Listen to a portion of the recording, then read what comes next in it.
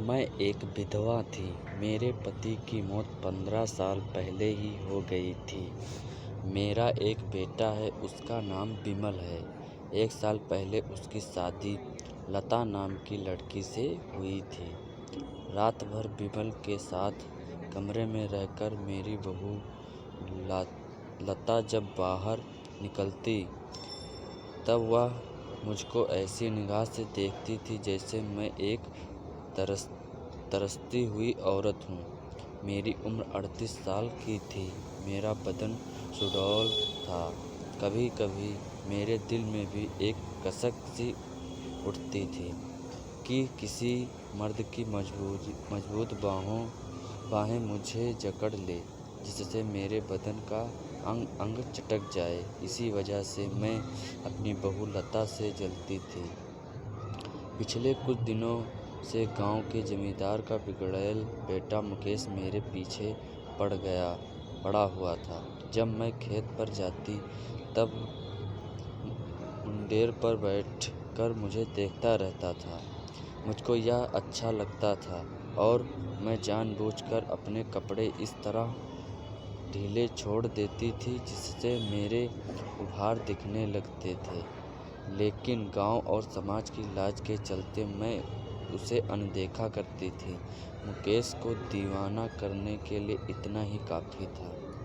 मैं जानती थी मुकेश मेरे जिस्म से खेलना चाहता है। मन मेरा भी होता था, लेकिन समाज के डर से मैं अपनी इच्छा दबाकर रख देती। एक दिन शाम का समय था। हल्की बारिश शुरू हो गई थी। मैं सोच रही थी कि जमींदार के खेत में बुवाई पूरी करके ही मैं घर जाऊंगी। मुझे मुकेश का इंतज़ार तो था ही, मुकेश भी ऐसे ही मौके के इंतज़ार में था।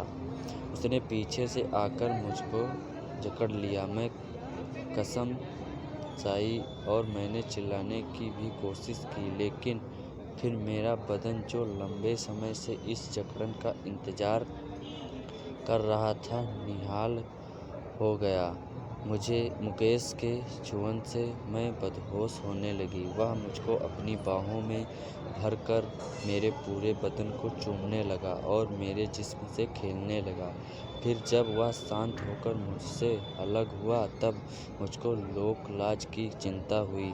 मैंने जैसे तैसे अपने को समेटा और जोर जोर से रोते हुए सरपंच के घर पहुंच गई और आप बीती सुनाने लगी।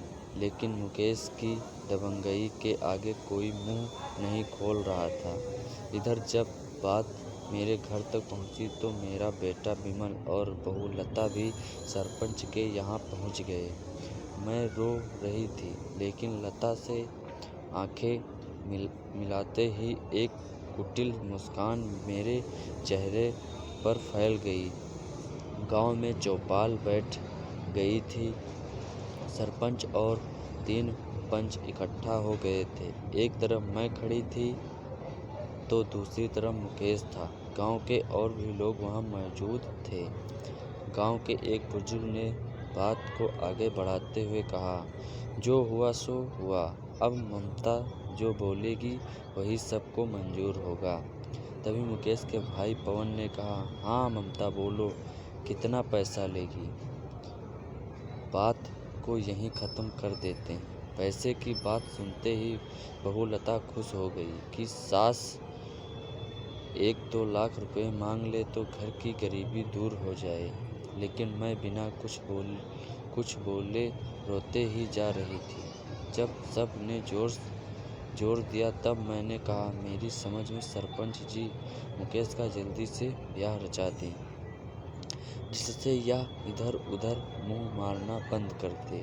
मेरी बात पर सहमत तो सभी थे, पर मुकेश की हरकतों और बदनामी को देखते हुए भला कौन इसे अपनी बेटी देगा।